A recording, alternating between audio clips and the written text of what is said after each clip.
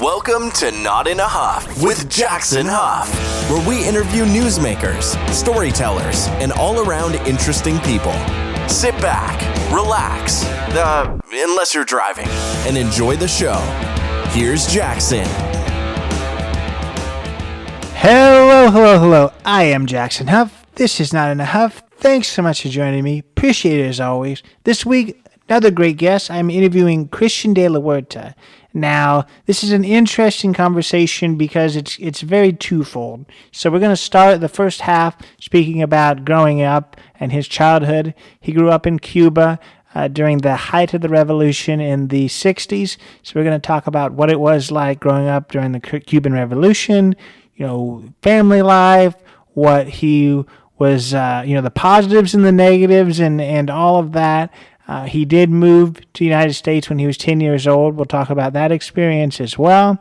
The second part, we're going to talk about a book that he very recently wrote about taking power back. Now, from his perspective, it's just a very interesting topic. We're not talking about political power or power necessarily over people. It's more about personal power and taking the power back in your own life to live a better life. So I thought it was a really interesting and cool conversation. Definitely, the beginning part to hear about, the Cuban Revolution, but then also to hear from someone who grew up in a communist country that they didn't really have much power. That's kind of the way that the communist countries run, to being someone who speaks about and wrote a book about, internal power and taking power back. Really, really fascinating. I really enjoyed speaking to him. We're gonna talk a lot about a lot of different topics, and I think you're really gonna enjoy this one. Here is my interview with Christian de la Huerta. I'm here today with Christian de la Huerta. How are you? I'm doing great, Jackson. Thanks for having me on your show. Absolutely. Thanks for coming. I really appreciate it. So yeah, I guess the way I normally always start is just have the guests tell us a little bit about themselves first. So tell us just a little bit about, growing up and how you got to where you are, just a quick blurb, and then we'll kind of go into each area a little bit deeper. Yeah, that's interesting because it does connect to the theme of this book that I'm writing about, personal empowerment. I was raised in Cuba. I was born in Cuba, lived there for the first 10 years of my life in a communist regime, so it was very dictatorial, power over structure, very hierarchical. My family was very Catholic, so another very hierarchical institution. So it's kind of unusual or weird that I'm writing about personal empowerment and what it means to live heroically, given that background. So I came to the States when I was 10, didn't speak a word of English, and we lived in a small town in Georgia for the first 3 years while my father, who was a psychiatrist, was getting his licensing here. And, honestly, it was at that time they weren't very kind to foreigners.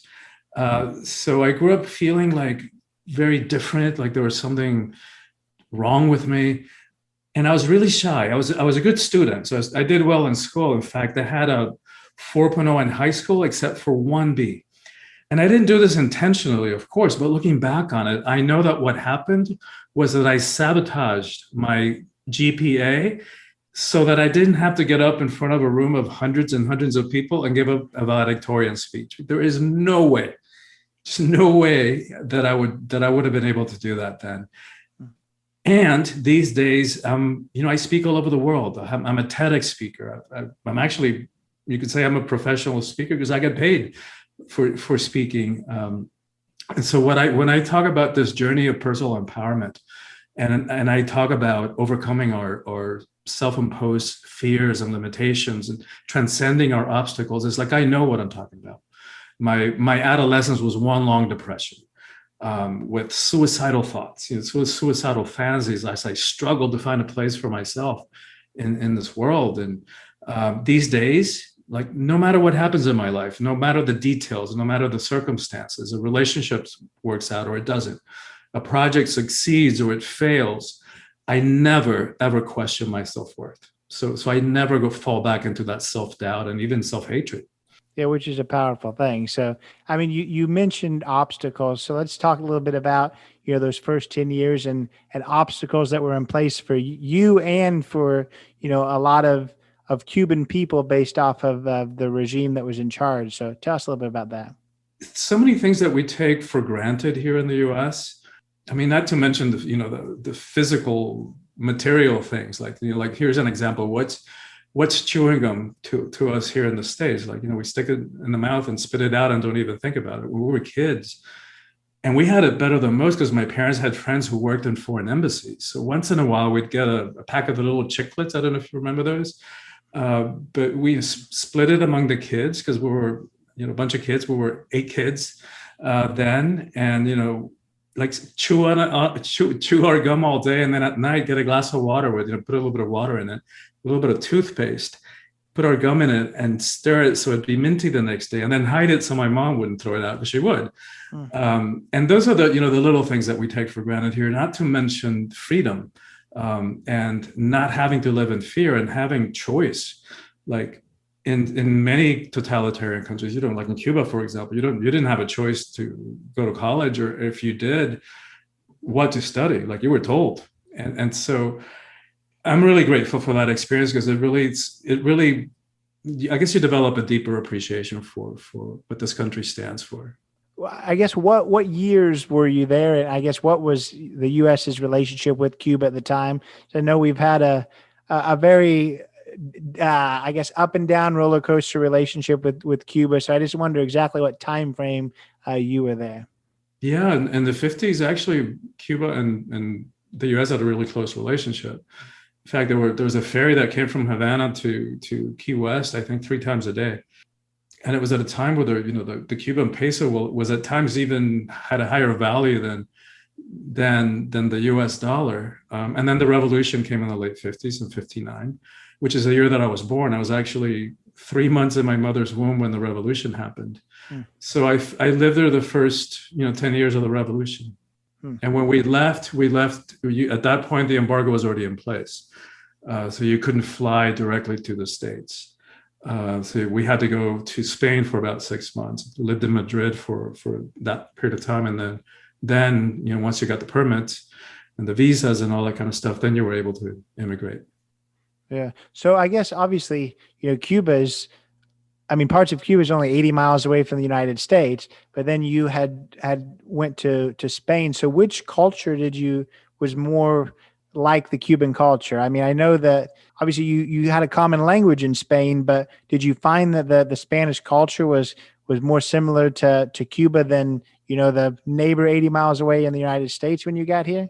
That's a really good question. Both of them were New World completely. Like in Spain, we had the commonality of language, and it's, you probably get 90% of it. Is like you go into Australia or the UK, where you can definitely get the majority of it, and then there's some words and some idioms that just don't mean the same thing. So it's kind of like that, but I'll never forget, going the first time I ever went to a supermarket in Spain, mind blowing, things that I'd read about that I hadn't seen, like an apple, or ham, living in a communist country, it's not an easy thing. Like we didn't have any toys. I mean, we had some toys, and again, we had it better than most.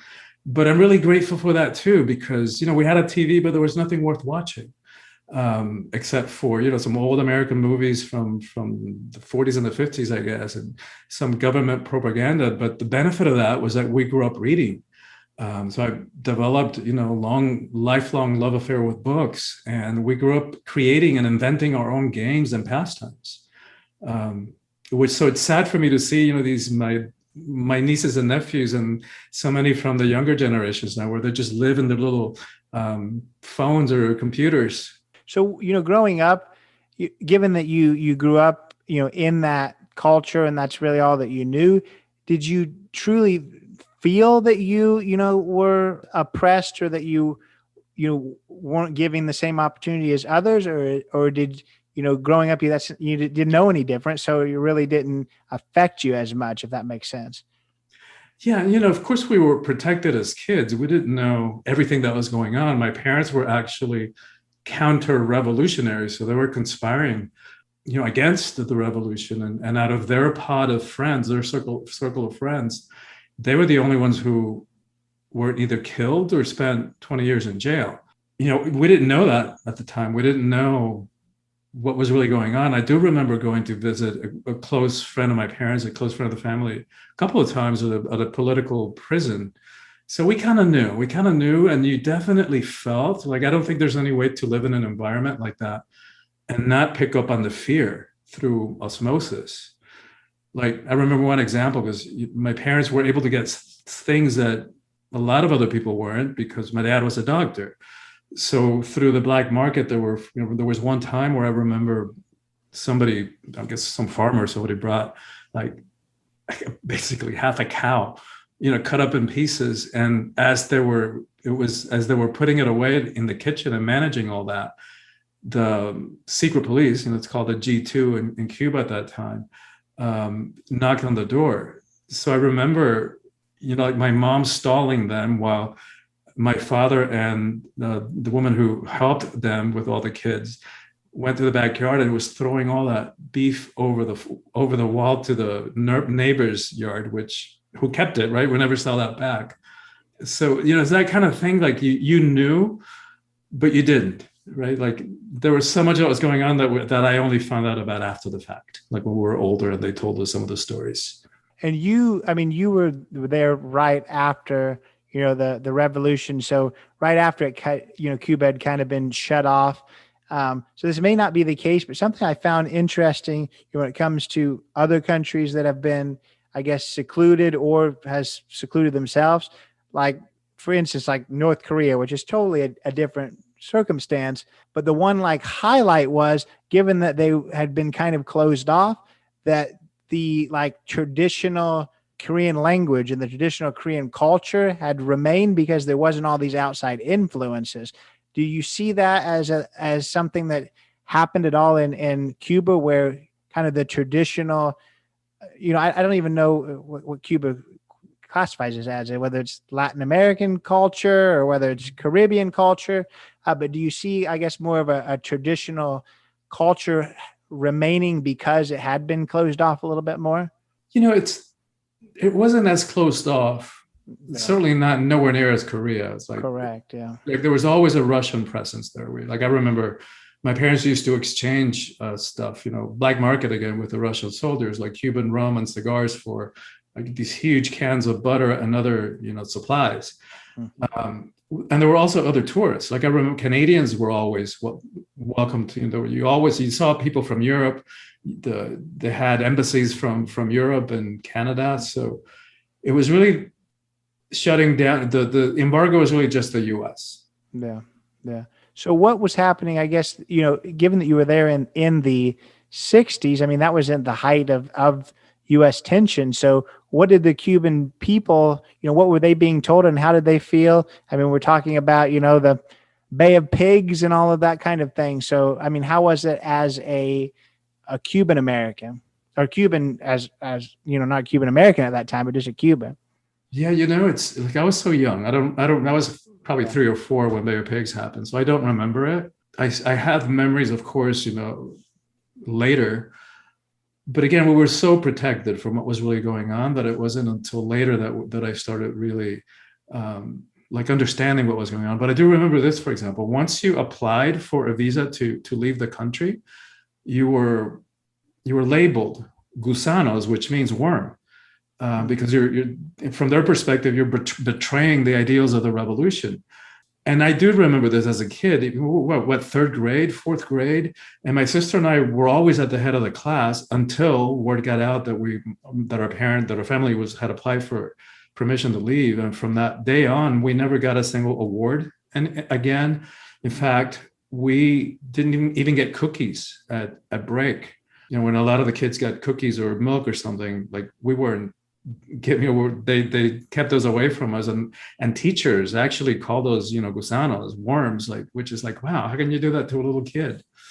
Yeah, that's something. It's always interesting to hear the perspective, definitely of kids, really, when things, big world events are happening and the country you're in is kind of in the center stage of exactly how the kids went through it. For instance, my grandmother she's German. She lived in Germany during, the height of World War II, and just hearing, I guess, the experience as a kid, and actually, Germany feeling better at that time, and then, figuring out everything. So it is an interesting thing just to hear the perspective from a kid. So you talked about, leaving. What did make your parents decide to move you from Cuba to Spain and then to the United States? Freedom. Like that's why people come to this country. Freedom and the land of opportunity, right? That's what the promise of this country is, and that's why it's been a beacon for people from all over the world. And that's what the Statue of Liberty symbolizes. I mean, the freedom to raise your kids and however you wanted to raise your kids. My parents were, again, very religious, and you really couldn't practice that. They kind of looked the other way, but there were times during those period where people were persecuted for practicing their religion.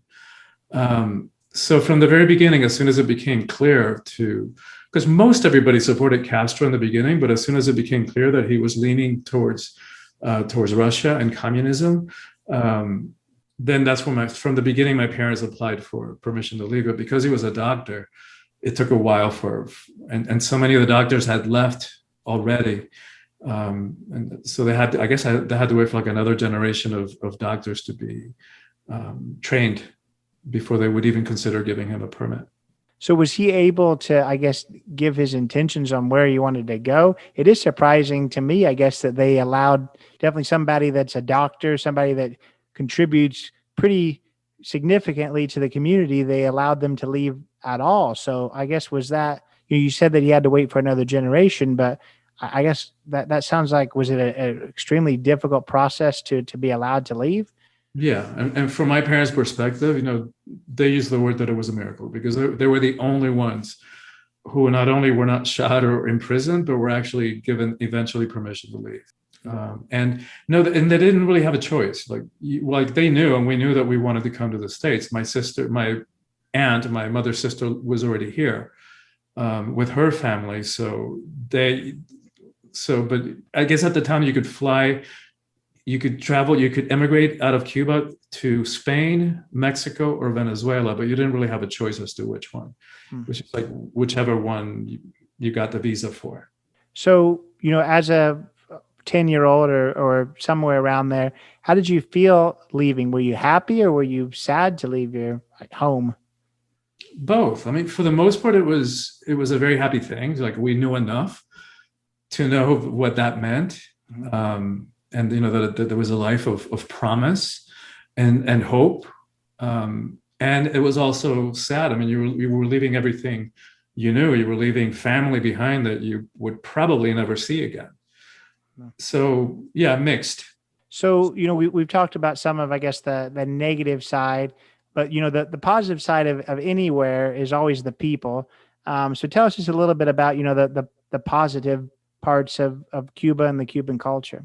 You know what? I went back about probably 10 years ago, and I was expecting a really scary, military state with a soldier with a rifle in every corner, and you definitely see them. But what surprised me the most was that the Cuban people, in spite of the fear-based way in which community in which they live, country in which they live, and the lack of so many things like survival level stuff so many people are in, that they still hadn't lost their joie de vivre, the joy, the zest for life. So you hear music, you hear people laughing. One thing that I've heard, not that one of the things that the Cuban people are known for is that they're very hardworking, they're very family oriented. And one thing that I've heard from people here in exile and who work with more recent Cuban immigrants is that there is a difference in that because maybe they grew up in a communist regime in which everything was given, not much, but everything belongs to the state. So everything is given to you, what little things they have to give you, but that drive for personal excellence, because there's no way to do that. Right. You have now more recently, you have doctors and CPAs and professionals who work like as Uber drivers or taxi drivers, with a private car, because they make so much more money on tips than they would as even a doctor. So there's definitely a price to pay for that, and that personal drive, the personal excellence. And to tell you the truth, I don't know that much about it because I don't live there. Mm-hmm. So I'm just passing on what I've heard. Yeah. We're talking about drive and personal excellence, and we can talk about your drive and the things that you've done. For the last 30 years, you've been a spiritual teacher and a life coach, doing a lot of really cool things. So tell us just a little bit about what that means. What does being a spiritual teacher and a life coach mean? I'm a personal transformation coach. So I help people get free from their own self-made prisons, from their own fears, their own limitations, their own ways of the ways that we play small and don't really step into our own potential and our own power. My work is psycho-spiritual. My degree's in psychology, and I draw from the spiritual traditions, from many of them, from the mystical inner circle teachings of traditions from both East and West. So I help people have the relationships that they really long for, that they have, that actually may have a chance of working, like how to approach relationships, how to remove the obstacles that we allow ourselves to have to relationship, the subconscious patterns, which sometimes have us, feeling like it's the same boring play with a different player, with a different actor. But as I've been here before, I've done this kind of stuff before, with the same patterns coming up in a relationship. So what's going on? At some point, we have to get honest and say, who's the common denominator in all these relationships, and why do I keep attracting this kind of person? So I help people understand those patterns and let them go, heal them, release them, and remove the self-imposed obstacles to love, the ways that we keep love at bay. And often subconsciously, by falling for the wrong people, by attracting people who are not available, who are not a match, who are already with somebody else, or they live on the opposite side of the country, or they're just not there, right? So we understand the patterns from the psychological perspective, and then through a series of practices, and we bring healing to the causes of those subconscious patterns. This recent book that I just published, Awakening the Soul of Power, it's about personal empowerment. Like, how do we step into power in a way that's not about hierarchy, control, fear, force, domination, that doesn't require for us to push anybody down, step on them in order for us to prop ourselves up and feel powerful. So how do we do it in a different way? And what I've realized, as I've been doing this kind of work for 30 years, and specifically on power for the last 10 years, that a lot of us, or I would say most of us, have an ambivalent relationship to power. We want it, but we're afraid of it. And at the core of that, I think, is that we're afraid that we're going to abuse it. And no wonder. All we got to do is turn on the news on any given day and witness multiple abuses of power that have happened that day. Add to that the fact that we've been conditioned, to think that power is a bad thing, that it's a negative thing, with phrases like power corrupts and absolute power corrupts absolutely. So what good-hearted person wants to be corrupted or to abuse power? Add to the mix the fact that we've been conditioned to fear the emotions, to walk away from our emotions because we have mislabeled them weakness, where the emotions are not strength, they're not weakness, they're not good, they're not bad, they're just energies like everything else that course through our bodies. So when we put all that into a mix together, what ends up happening is that we sell out on our power. How many times have we said yes to something when inside it was like a heck no? It really wasn't okay with us, but in order to, because we're afraid of conflict, we fear confrontation, and because we're terrified of being left alone or being abandoned and all this subconscious stuff that drives our behavior, we end up stifling ourselves, putting ourselves into little boxes, into selling out for illusion of security, for a false sense of security and acceptance, and for morsels of pseudo love. And it's not an effective strategy. So I guess, what does that look like in relation to Yeah, when we're talking about power, are we talking about like, power of self and self empowerment, or are we talking about power as a whole? Because I'm just trying to figure out how that correlates between people. Because if I guess if one person is taking the power, it means one person, is not. So I just wonder how that power and taking the power works in correlation with everyone else that is, I guess, trying to take power as well. Yeah, and that's a great question. And what they didn't tell us about that, that phrase "power corrupts," was that it was intended specifically it was referring to political power, not the interpersonal, human power that you're talking about, that you're asking about our relationships. So our ambivalence also stems from that misunderstanding. So, and that's one of the things that I help us see in this book, is that we can have a way of expressing, we can't step into our power in a way that is a match for who we are. So I talk about how there's different kinds of power. There's worldly power or ego power, egoic power, which is associated with externals, things that are outside of us.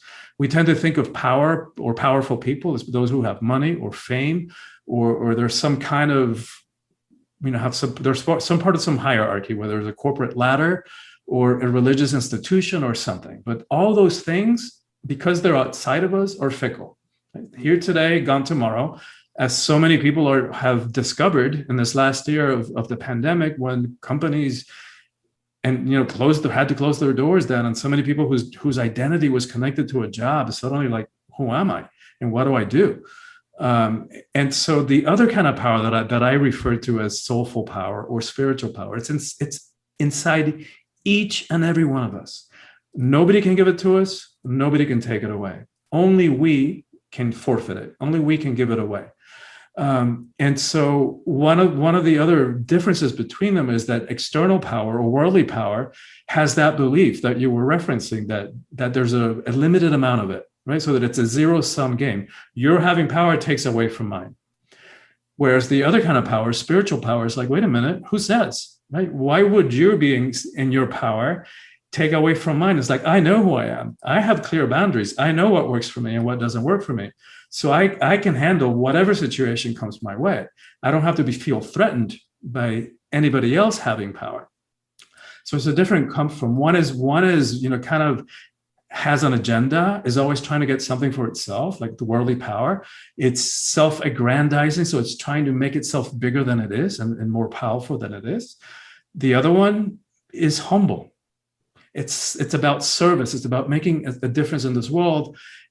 And so think about, for example, Gandhi or Gandalf, from the Lord of the Rings, in their simple monastic robes, their sandal feet. You would never know how much power they hold until it's necessary. And then watch out, right? Like Gandhi brought the British Empire to its knees when it was at its highest point in terms of global influence, without ever shooting a single gun or landing a punch. Like, talk about power. Yeah. And that's kind of addressing my next question. When we were talking about, I guess, how power doesn't mean one person's taking it and then one person's losing it. It sounds like by people truly being able to take their power, I think that sometimes it allows other people to find their power and things as well. Exactly. When we're in our authentic power, we're not threatened by other people having power. So rather than, like we could say, one is power over, whereas the other one is power with. Yeah. It's like once the stronger our self-esteem, the stronger and self-referencing that our self-esteem is connected to, so that meaning that we no longer need external validation. Is like, we know who we are, and we're established at that deep sense of self-acceptance and self-love. Then the less external validation that we need, and the less that we are threatened by other people having power. It's like, we stand free. And not threatened by others. Yeah. Something else you use in your book that generally is used, I guess, in terms of, power grabs and also like the negative side of power and corrupt power. But I think you use it in a kind of a positive way. So tell us a little bit about what power plays are. Yeah. the way that I read about power plays is what happens is when we suppress our power, it comes out in unhealthy ways, right? So we get stuck in power strategies and in unhealthy power patterns. So for example, passive aggressiveness, right? It's like maybe we're in a relationship where we don't feel that we can really say what we believe. And so, or in order just even to avoid conflict or getting stuck in the many power struggles that we get stuck in, because what you have is like, two egos like wanting to be right and wanting things their way. And so we lock heads and we lock horns, and it usually doesn't end well. So here's an example. I'm sitting watching TV, channel surfing, and my spouse, my partner, whatever, is like in the kitchen. Hey, can you come help me clean up here? It's like, yeah, I'll be there in 5 minutes. 10 minutes later, hey, can you come over? I'm saying, yeah, I'll be right over. That's what I'm saying. What I'm really saying in that is like, screw you. Like, I'll come over when I'm good and ready, when I'm done watching this. So, it's like, rather than just like addressing it directly and saying why we're upset or what we want or what we don't want, like we fall into these kind of covert ways of expressing power that are not healthy and they're not fulfilling ultimately. Like, revenge is another example, which, the more that I think about this, when we take revenge on somebody else, I think that we're ultimately wanting to balance what we perceive as a power imbalance, right? You took something away from me, well, I'm going to take something away from you, kind of thing. And it might feel good momentarily for a little bit, like, we'll get you back, but it doesn't really get us what we want. And that feeling doesn't last long, right? Then we start feeling badly about what we did, because at heart, most of us are good people. So we don't want to harm somebody else. And we don't want to carry those negative feelings towards anybody else. And by the way, I'm not talking about wimping out. And on the contrary, I'm talking about a journey of empowerment. But how do we do that, right? Well, how do we do that in a way that is not harmful to ourselves or to others? These are all really, really inspiring and also powerful words, but I don't want you to give away too much of the book. So we'll close it up, look at the cover, and how did you get Gloria Estefan involved in all this? Man, Jackson, I'm still kind of blown away. It's like so humbled that she gave such an amazing endorsement of the book.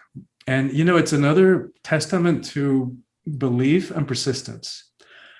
She's down. I moved back to Florida about 10 years ago. I lived in Northern California for a long time, for 20 years. And she's she's a local celebrity down here. She's a celebrity worldwide, but particularly down here. And so I knew that she was going to be honored at some gala event. So I bought a ticket, splurged my money, and went to this gala. And at the end of it, I made a beeline, to where she was standing. And she was very accessible, very, very humble, very kind and generous human being. So, people were lining up to talk to her. And so I tell her, I tell the truth as a way to connect, that before Gloria was Gloria, when it was Miami Sound Machine, they used to play at my high school dances. So, we laughed about that and we connected it, and we, talked about the band, what it was like, because they had changed and evolved. Way back then, it was two women singing, and one of them was her cousin. So we talked all about that. And so I told her a little bit about the book, and told her that it's for everybody, but it had a particular message about women's empowerment. And I said, I think you're going to be interested in it. So she gave me her manager's card. That phase took me about 2 years to get him to return my emails. And I was about to give up. And then I read something which just made me think, all right, what's in it for her? Like, right, out of all the people and all the people that want something from her, how do I frame this in a way that's going to inspire her, that's going to make her want to do it or inspire her to do it? And so the book it's the first of a series of 3 books. The title of the series is Calling All Heroes. Like, what does it mean to live heroically in the 21st century? And so I rewrote my email to her, and I said, you know what? I know that you probably wouldn't think of yourself in these terms, but the way that you recovered from your bus accident and your temporary paralysis was heroic, and you were such an inspiration to so many countless people. all over the world. And then I had also done some research about her family and read in some interview that her father had also been a counter-revolutionary and had actually been involved in Bay of Pigs from this side. So I connected with her there. I said, the sacrifices that our families made are, again, nothing less than heroic. And then I told her about the book, and I said, won't you help me? I spoke about her generosity, all of it true. And so I wasn't buttering her up. I was just saying the truth. I just did my research and found out that she had helped a lot of other Latino artists, like Make It Big, like Shakira and John Cicada and others. And so I said, won't you help this fellow Cuban American have a broader, megaphone? Won't you help me reach more people and make a difference in this world? And so I waited like 2 more months, and it was like time to go to press. And I just thought, all right, just one more. I was ready to give up. And for some reason, this inner voice just said, all right, just one more email. I said, all right, one more email. And I said, so I wrote the manager, said, hey, I just want to make sure I'm not stalking you, but I want to make sure that you're getting my emails because I have to go to press. And this time he finally got back to me. He said, hey, can you give us another week? She's halfway through your book and she's loving it. So the message for your audience is like, if you've got a dream, like, don't give up. Follow it and do whatever you got to do. Yeah, that's really, really cool. That's amazing. I think she's a really good, just a cover person, so to speak, for what it means to kind of take the power back and take the power of your career. So I don't think you could have picked a better person. Definitely, in the, in that same Cuban American scene. So I think that's really, really awesome. Yeah, she really is, like, she embodies the message. She really is an inherently good person. Mm-hmm. And with the power that she has and the money and all the success, she hasn't lost that humanity and the accessibility and the kindness. Both she and her husband, Emilio, are like really good people. And they do so many things for the community down here. And yeah, she was always, from the beginning, she was one of my 2 or 3 people that I really wanted whose endorsement I really wanted. She was probably the top one. Yeah, no, that's really cool. So how can other people, we've gotten in the hands of Gloria Estefan. How can it get in the hands of other people? Well, the book is available, wherever books are sold. You can get it on Amazon. You can get it at your local bookstore. And people can find me at my website, which is soulfulpower.com. And they can go there, and from there they can link to places where they can order the book. And if they sign up now to be on my email list, I have some goodies to give away, like a chapter from the book, a list of power practices from the book that they can start using into their lives now to help integrate the teachings and take them apply them to their lives, and a short guided meditation. I think it's on trust. Yeah. So, that I always ask, how can they find the book? Then also how they can find you. I think that you've kind of covered that, but just kind of to reiterate, how exactly, not just the book, but how can they find you? I was going to try, I was worried about saying your name again. Christian de la Huerta. Look at you. That's good. There you go. I tried to say your name and I just said you, but how can we find Christian de la Huerta? Well, I really appreciate your commitment to pronouncing it correctly. Really, your intent. I really appreciate it. Soulfulpower.com, SOULFUL power.com is my website. And thank you so much for the opportunity, Jackson. Thank you so much for having me on the show. And thank you for all you do on all our behalf. Well, I appreciate that. And again, thanks for joining me. It's been an absolute pleasure to speak with you. Thank you. Same here. And that was my interview with Christian de la Huerta. Hope you enjoyed that. I learned a lot just about the Cuban Revolution and from someone who experienced it firsthand. A lot about power. It was an eye-opening conversation just to hear exactly how power doesn't mean that you're taking it from someone else. If you're doing a really good job with it, you're actually helping other people find their power by taking your own. So I thought that was really, really fascinating. If it is something you want to hear more about, recommend the book for sure, Awakening the Soul of Power. I will put a link to the website and then also a link to the Amazon page for it. But I really appreciate Christian's time. I hope you enjoyed this. I hope you learned something either from the Cuban Revolution about power and what it means to have it, or a little bit of both. That would be great. Check him out. Check his book out. If you haven't already, follow us on Instagram. Follow us on Facebook. Instagram, Not Enough Podcast. Facebook, Not Enough with Jackson Huff. That's the page, jacksonhuff.com. It's all there. Appreciate Christian. Appreciate you. Take it away, Chris. This has been Not in a Huff with Jackson Huff. Thank you for listening. Be sure to join us next time, where we will interview another amazing guest who is sure to make you laugh or make you think. Or, hey, maybe even both. But until then, keep being awesome.